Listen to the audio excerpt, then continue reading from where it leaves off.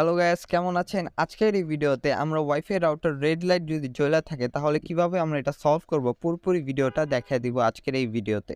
So আপনি যখন mobile use করবেন তখন যদি সোশ্যাল মিডিয়া বা ইন্টারনেট ইউজ করার সময় বা কোনো ব্রাউজারে ঢোকার সময় নো ইন্টারনেট কানেকশন বা আপনার ওয়াইফাইয়ের সাথে একটা ক্রস চিহ্ন দেওয়া থাকে, তাহলে বুঝবেন আপনার ওয়াইফাই যেটা আছে নেটওয়ার্ক লেস হয়ে গেছে, মানে এলওএস লাইটটা জ্বলে উঠছে।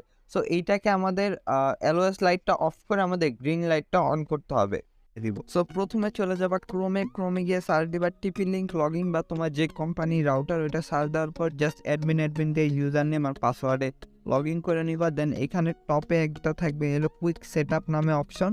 সো এই কুইক সেট আপে ক্লিক করবা, ক্লিক করার পর এখানে যদি তোমার রেড লাইট জ্বলে থাকে এটা অ্যাক্সেস পয়েন্টে থাকবে, তুমি কি করবা এটা জাস্ট ওয়্যারলেসে লাগাই দিবা, দিয়ে জাস্ট নেক্সটে ক্লিক করলে তোমার ওয়াইফাইটা সলভ হয়ে যাবে। এরপরে